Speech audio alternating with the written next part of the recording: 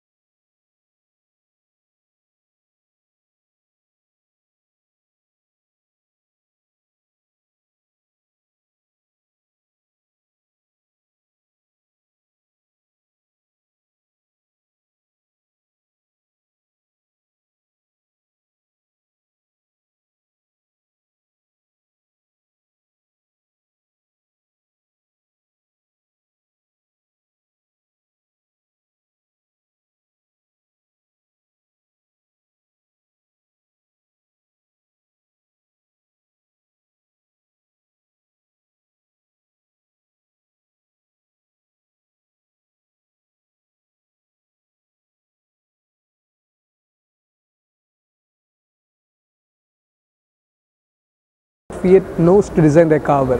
Yeah, it's true that the Fiat Aventura looks like a beefed up Fiat Punto.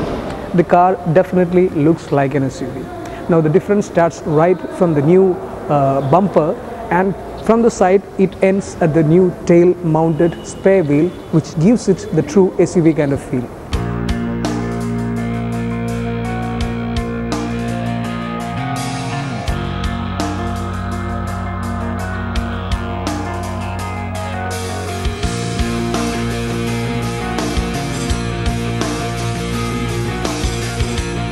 There is absolutely no doubt that Fiat knows its design very well. All its cars are extremely well styled and somehow the appeal never subsides. The Aventura shares its styling with the recently launched Punto Evo, but there are changes which give it the mature feel. The front gets a more aggressive bumper with Fox skid plates, while the whole car gets a black body cladding. The side gets black colored door handles and thick door protector strips. The car also gets aluminium roof rails, which are not only light but also serve the purpose of supporting a roof rack. While the regular Punto already has a massive ground clearance, the Aventura is 20 mm higher at 2005 mm, which puts it on par with Renault Duster and Nissan Terrano. Fiat has also given the Aventura 16-inch wheels, which are standard on all trims. What is also standard is a tailgate mounted spare wheel with Aventura written on it and a reflector placed below it, which gives this Fiat a very SUV-like feel. Unlike conventional tailgate mounted spare wheels, this one doesn't open as a single unit. Instead, it has a swinging arm since the boot door still opens upwards. We have to unlock the boot to move the spare wheel cover to the side, and the whole exercise is about style over usability, as opening the cover on the spare wheel unit to access the spare tire isn't an easy task. The Aventura has flared wheel arches, the lights are fantastic, the car has strong lights, the throw is crisp and illumination is good, but at the rear the fog light and reverse lamp is placed too low. And the overall stance of the car just reeks of pure unadulterated sexiness. Now, if we check the interiors of the Fiat Aventura, we can find out that the cabin is almost similar to that of the Fiat Punto Evo. Even though it's similar, Fiat has done multiple changes inside the cabin of the Fiat Aventura to make it entirely look different from that of Punto.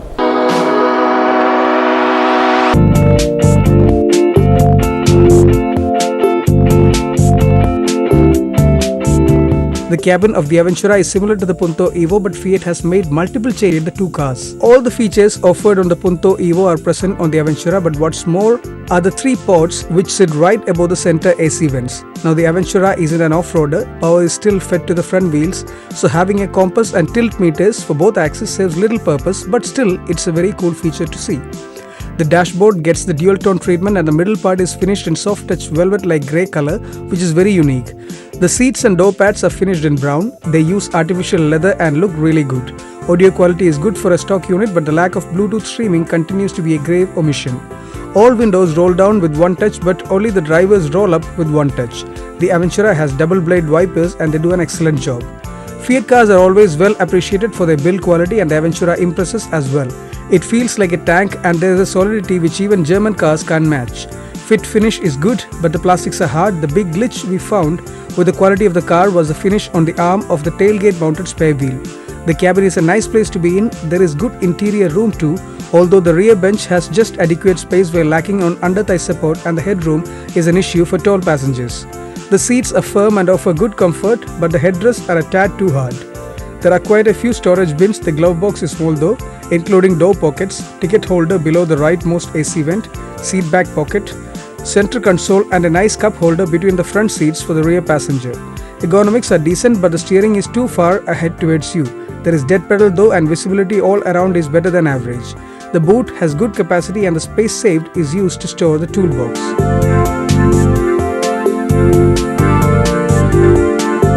Now speaking about the engine that powers the Fiat Aventura, there is not much of a difference from what you get in a Fiat Punto Evo. Now there are two engines, the 1.3 litre multi-jet diesel engine that produces a maximum power output of 90 HP and a maximum torque of 200 Nm, and at the same time the 1.4 litre petrol mill produces a maximum power output of 90 PS and a maximum torque of 115 Nm.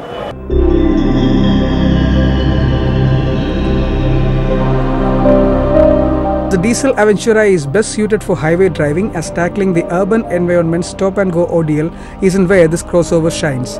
The 5-speed gearbox shifts decently well when you tackle the lever with patience and care, but get a bit aggressive and the cogs don't swap as smoothly, lending a notchy feel. The other engine is a 1.4 litre petrol mill which produces 90 HP and 115 Nm of torque. This motor is quite good if you drive sedately, and there is a good low-end punch while the mid-range is decent too, although top-end is where it lacks. Still, the Aventura petrol mill sounds very sweet near the 6600 rpm, becoming quite vocal once you whiz past 4500 rpm. The engine has low NVH and the gearbox is smooth, with the clutch being light too. First gear is good enough for 45 km per hour, second for 80 km per hour, while third will take you well past a ton. The engine cuts off smoothly at red line. 100 km per hour in top gear results in 3100 rpm on the tachometer. The ride and handling balance is just fantastic. The car is so eager to drive on both good and bad roads. Fiat has retuned the suspension to tackle the added 60 kg of weight. The Aventura also gets a rear anti-roll bar and the vehicle delights with the way it handles. In spite of the race height, handling is crisp and body control is simply fab. The suspension handles bad roads with ease. There is some stiffness, but that in no way hampers the ride quality. It's still a car which will keep you comfortable over the worst of tarmac. The steering has just the right feel, it's precise, and the hydraulic unit is feedback rich. The Aventura might be heavy, but it doesn't feel as heavy as you would expect. What really impresses is the grip on offer. The 205/55/16 Goodyear Eagle NCT5 tire have so much grip with the chassis supporting it that you can drive into corners carrying insane speeds and it just goes, no tire screeching, no understeer, just pure grip and delight. The car is stable at speed, and that's in spite of the high ground clearance, which also means no worries on the worst speed breakers. The brakes are fantastic and stopping power is in plenty.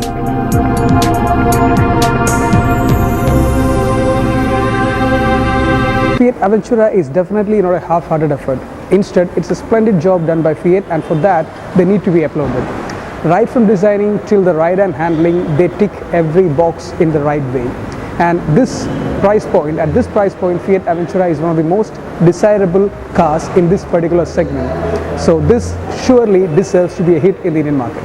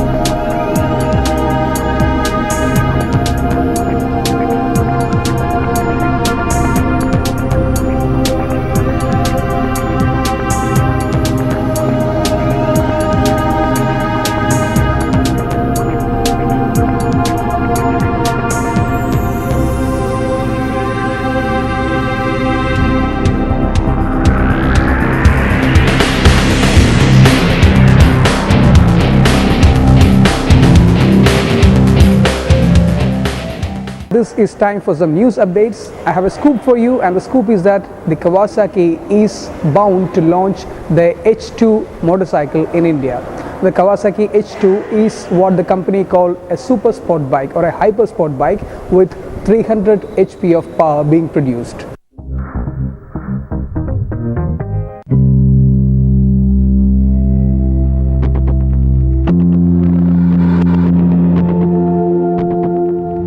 Kawasaki unveiled their Ninja H2 publicly weeks ago at the 2014 EICMA Motor Show in Milan. The H2 is derived from the racetrack only 300 bhp Ninja H2R, and the Japanese motorcycle specialist is calling it a hypersport bike, featuring slippery-looking futuristic styling and a supercharged power plant. The good news is that we can confirm that this cutting-edge new limited release Kawasaki is slated to go on sale in India as early as 2015, with delivery starting around the end of February or early March. State-of-the-art technology doesn't come cheap, which is why the H2 will be available at an eye-watering ₹32 lakh on road Delhi.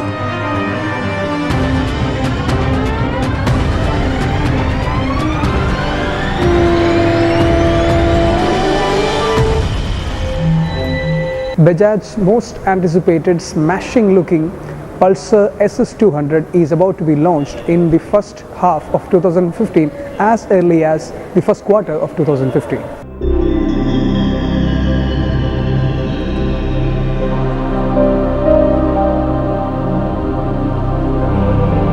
The Bajaj Pulsar SS 200 has just been spied a number of times in its production ready guise, and there are a lot of rumors surrounding the launch of the motorcycle. This is understandable because this smashing looking new Pulsar has been one of the more eagerly anticipated motorcycles since it was officially unveiled by Bajaj at the Delhi Auto Expo 2014. Sources say the SS 200 is expected to launch in the first quarter of 2015.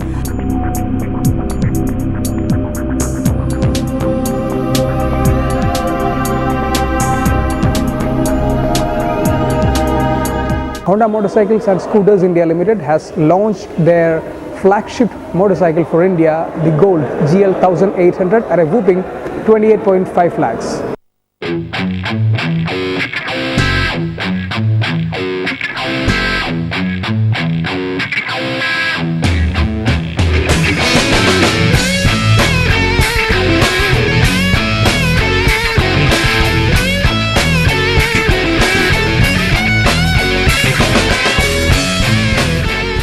Honda Motorcycle and Scooter India has just launched its new flagship motorcycle for the Indian market, the Goldwing GL 1800.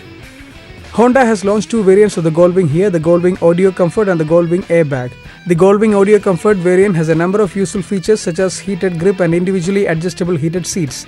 The bike is also equipped with 3 panniers which can accommodate 150 litres.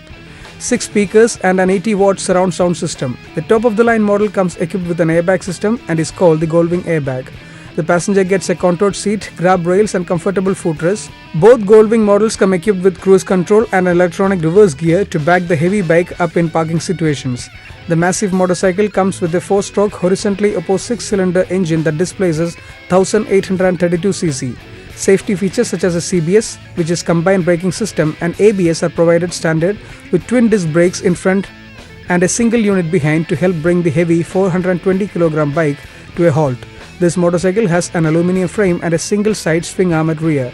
The Honda Goldwing Audio Comfort is available in a red and black dual-tone paint scheme and is priced at ₹28.5 lakh, whereas the Honda Goldwing Airbag is available in white and retails for ₹31.5 lakh.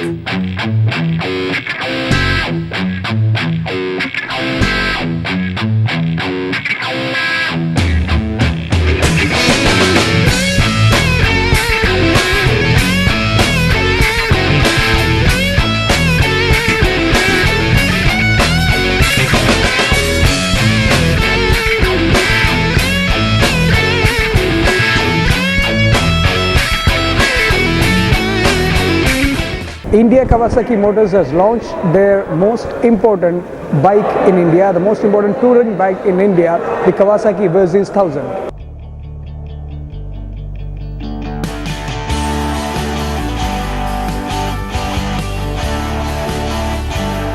The recently updated Versys 1000 now comes with smarter looking horizontal headlights with an air vent tucked away between them. The updated Versys 1000 competes against the Suzuki V-Storm already available here. The Kawasaki Versys 1000 is powered by a 1043cc 4-stroke liquid-cooled inline 4-cylinder and fuel-injected engine.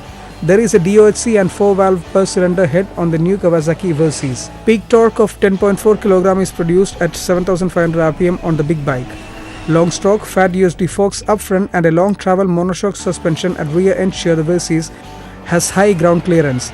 To help halt the 249 kg Versys 1000, Kawasaki has provided ABS equipped twin pedal disc brakes in front and a single disc brake at the rear. The Kawasaki Versys 1000 is priced at Rs 12,90,000.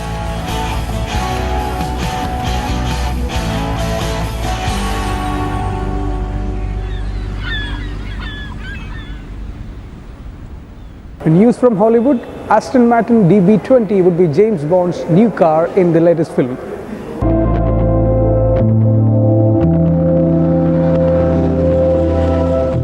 Director Sam Mendes and producer Barbara Broccoli announced James Bond's new car at the movie Spectre's pre-launch activities. Bond's long-term partnership with Aston Martin that goes back to 1964's Goldfinger will continue with the DB10. The new look done by the Bond car is also expected to translate into production cars by 2016.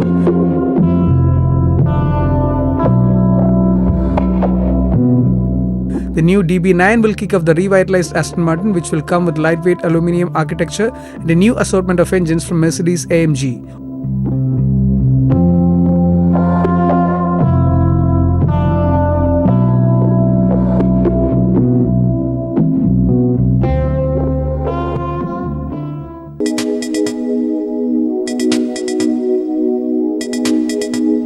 Mercedes-Benz GLE Coupe unveiled. The Mercedes-Benz GLE Coupe was set to debut at the North American International Auto Show, but images of the car were leaked online early on. This led Mercedes-Benz to go ahead and officially unveil the coupe.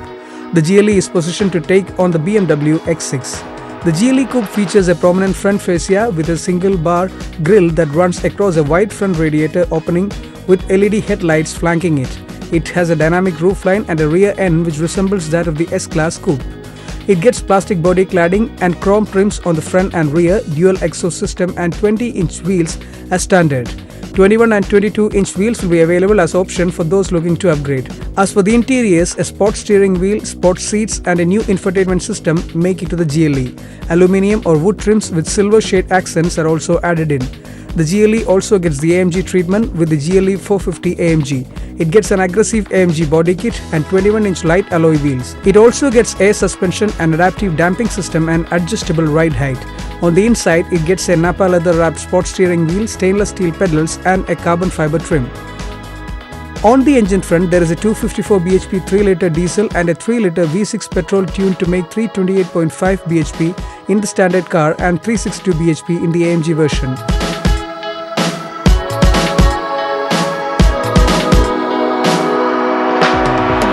Alright, so that's all I have for you guys in this week's episode of Green Signal. This is Govind Krishna signing off, and next week, same time, same channel with a lot of motor news across the globe. Till then, adios.